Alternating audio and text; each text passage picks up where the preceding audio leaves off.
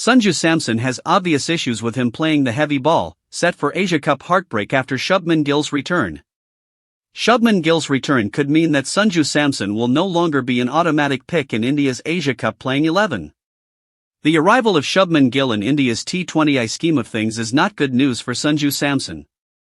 Contrary to the initial expectations, Gill was believed to wait for his return to India's T20I squad, but when the BCCI chairman of selectors, Ajit Agrakar, announced his name as the vice-captain in the 15-member Asia Cup squad, Samson's fate was sealed.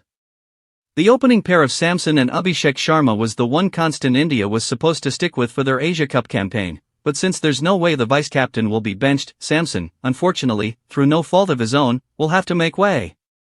So what is it about Samson, eh? The man made his India debut in 2015. How come, even after 10 years of being around in the international setup, he hasn't been able to cement his place? The T20 is his favorite hunting ground, given the success he has enjoyed in the IPL, but with Gill returning to the opening position along with Abhishek, Samson's relegation becomes a well-known fact. He sure is part of the Asia Cup squad, but chances of Samson playing in the 11 look dim, especially with Jitesh Sharma set to be the designated wicketkeeper in the absence of Rishabh Pant. Just recently, Samson, during his chat with Ravichandran Ashwin on the latter's YouTube channel, revealed how India's head coach Gautam Gambhir assured him he won't be dropped, not even after he scores 21 ducks in a row. So how did things go downhill so quickly? Former BCCI selector Devang Gandhi has the answer. You can't ignore the talent Samson has. But he is already close to 31. If he couldn't seal his place, it's because he could never be consistent, even in the IPL. There are obvious issues with him playing the heavy ball, he told the Times of India. Gandhi makes somewhat of a valid point. Samson was troubled by the short ball earlier this year when England played 5 T20s against them in January-February.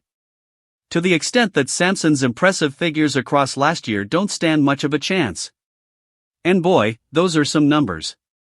In 2024, Samson smashed 3 T20I centuries for India, and as an opener has better numbers, 522 runs from 17 innings, than in the middle order, 339 runs from 21.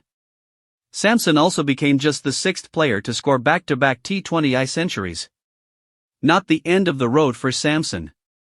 Gandhi, however, reaffirms that the door hasn't shut entirely on Samson. If he does well, given a chance, Samson can prolong his T20I career for India. But the question remains, what is the definition of doing well if scoring all those runs isn't? He probably fell behind because he struggled to play the pace of England's bowling attack at home. But if he can show he is flexible enough, he can finally seal his spot, Gandhi, who played 4 tests and 3 ODIs for India, added. Don't forget to subscribe for the latest cricket news, analysis, and updates.